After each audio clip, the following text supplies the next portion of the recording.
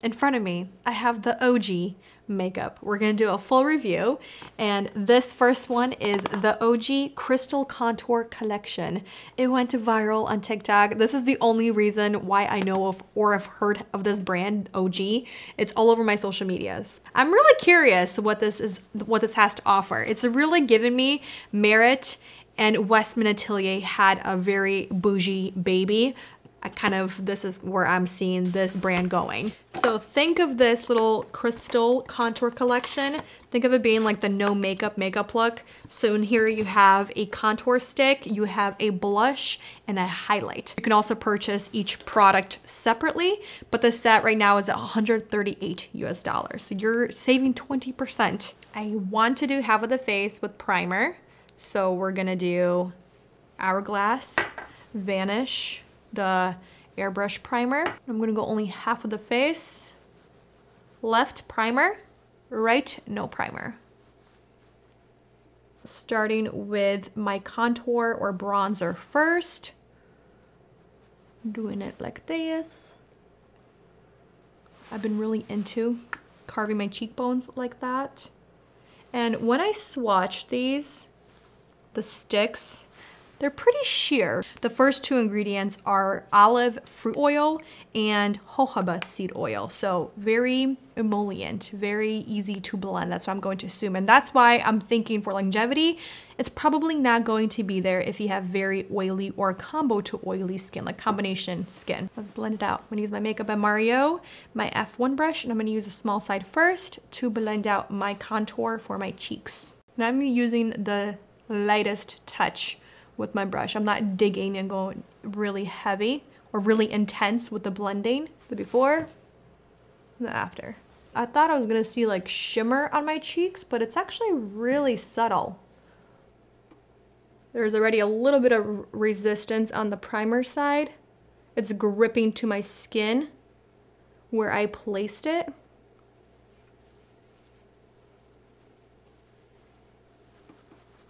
Now moving on to the Hydrorganics Sculpted Complexion Stick. This is their Skin Perfecting Tinted Moisturizer in a stick. Like I said, I got two shades. I'm gonna use the lighter shade for under the eyes. And I think this was the lightest shade that they had to offer, which is Birch 0.5N. I'm gonna take like a small detail brush and just go in like so. And just gently build this up wherever I need to conceal or brighten. And this is Jones Road detail brush. It's a pretty good light shade for concealer, but it's sheer, so. I'm gonna sit here for a little bit to build up the coverage. I'm not gonna go heavy or really high coverage just because this is a no makeup look. All right, so now I'm going with Linden 1.75 neutral. We're just gonna place it where I would want foundation. And I had a really hard time picking shades online just because my undertone is very cool tone, but also neutral. So this is what I'm missing. I'm missing a cool neutral undertone. I'm gonna go with Makeup by Mario. I think this is a Surreal dual-ended foundation brush. I'm gonna take the bigger side and start working this in. On the no primer side, you can see how easy it's starting to blend because the formula is emollient. So yeah, I could see fingers being a great choice for this. But I like my brushes because they have a lot more control. The colors are not phenomenal. And that's what I noticed right away was their color, like their shade range is very minimal. And yeah, the coverage is sheer to light. I'm sure you can build it up, but you're not going to get like a medium coverage. This is a sheer to light. Again, no makeup look. Let's go on the primer side. I'm a little worried about this side right here, just because I already see texture. Yeah, it's patchy.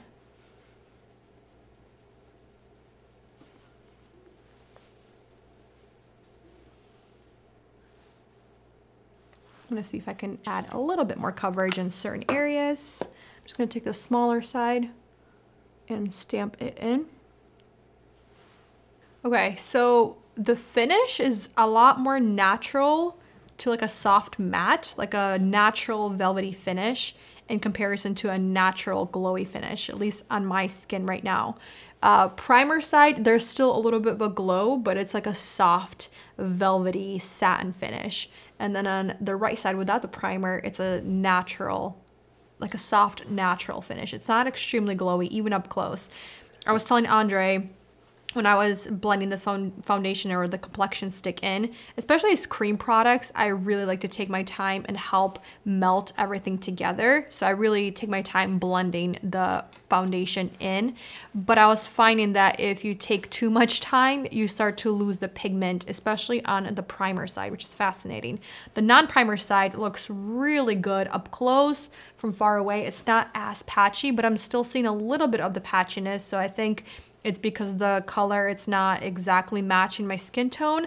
You can see a little bit of discrepancies here and there where it's patchy versus not patchy, but it's definitely patchier on the primer side. So I find that if you're gonna use a primer like I did, kind of like a blurring, smoothing primer, it's not the best for this type of a makeup, or at least like really warm up your complexion, like go in with your fingertips and then go in with the brush later to add more coverage in those specific areas where you need it. So let's move on to blush. And this is in shade Rose Quartz. Again, it's part of the Crystal Contour collection. I'm not going to swipe it onto my cheeks directly from the stick. I'm just gonna go on the back of my hand to help warm up this product, and then just use a brush, or you can just go in with your fingers to work this blush in. And I'm using my Rare Beauty Soft Pinch Blush Brush. Oh, see, this actually has a pretty good punch. Honestly, was not thinking this was going to be as pigmented, this blush. Okay, well that's good. That's packing a nice punch, and it's leaving a really nice finish behind on both sides. I like that. I'm just gonna quickly go back in with the foundation brush and soften this right here. And then for highlight, this is in shade Opal. This one, when I was swatching it, it has like a silver, a lot of silver in here. Almost blue, like silver blue reflex. It's really pretty. I'm going to like work it into on the back of my hand and take my finger, and that's how I'm going to apply this. Instead of swiping onto my cheekbones or to my face. I don't want to go too heavy with this highlight. And let's move on to the Full Bloom Sculpted Lipstick set. I want to swatch all of them on my lips. Let's go with this first color, and this one is Lulu. Not liking how it's swatching. It's swatching very dry. Okay, personally, I wouldn't wear this lip color on its own. I would pair it with a deeper lip liner. It feels good when you're moving your lips together, but when you look at it, it's not a full pigment, it's not a full coverage type of a lipstick. And I had to go quite a bit over. It's not like a one swipe where you're getting that instant like pigment payoff. It's not. It's actually pretty patchy. Next shade is Amnesia. It's a blackberry mauve. Okay, this has a little bit better pigment than the first one. This color, it's a lot more pigmented, but it's not like a one swipe and you're good to go. You kind of have to build it up, but it feels really nice on the lips. All right, let's take off this color and let's do the last one. Last but not least, Juliet, which is a dusty blush shade. Okay, so on my skin tone, this last shade, Juliet, I like it better swatched on the back of my hand than it is on my lips. So I'm going to add a little bit of Lulu to the center of my lips. Okay, lipstick is drying down and it's providing that velvety finish, which is what I was looking for. And so far, it feels pretty good.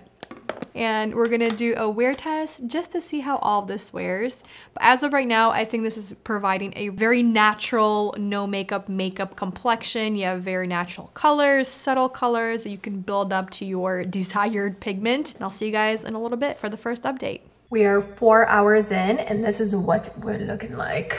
Pretty glowy on the forehead and I'm feeling that extra oils. Primer, I think it's looking a little bit better. It's not as glowy as the right side. I feel like you can see my reflection in that. I'm gonna just gently take toilet paper and just pat just to combat some of those extra oils that my skin is producing. That's a little bit better. You can't really see my reflection as much. You can see the lips. I accidentally peeled my lip a little too much and it started bleeding, but there's a little bit of the lipstick left over around the edge. And we had dinner, like early dinner, and there's a little bit of lipstick on my chin. I think I am gonna reapply the lipstick just to see if my lips are gonna feel better, but they look dry right now. It feels very glowy and it looks glowy around my T-zone. I still see the blush. Oh, it's actually moved. The foundation actually is moving. On the primer side. It's actually moving on both sides, the complexion stick. I don't know how I feel about this, you guys. This might be the type of makeup where you literally just do errands or go have like a lunch or brunch and then you take your makeup off.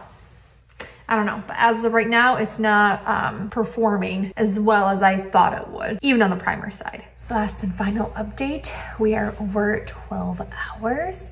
And this is what we're looking like. Very, very glowy, very dewy, and very oily. Like I'm feeling, my face is feeling tight and very oily at the same time. Looks like a lot of the makeup has kind of just disappeared on both sides. I'm looking very patchy, very uneven with the coverage. Lipstick I reapplied once. Andre was looking at my makeup and after the first check-in that I did with you guys and I said I'm gonna reapply my lipstick, he looks at me and goes, wow, the lipstick is lasting on really good. He didn't know I reapplied it, so I thought that was funny. But this is what the lips look like, and they feel very dry. I'm not the biggest fan of the lipstick, and I'm not the biggest fan of the complexion stick. Just as a whole, I was let down with the longevity and how this Ogee makeup wore throughout the day. But I'm gonna end it here. Thank you for watching, spending time with me, and I'll see you the next one very soon.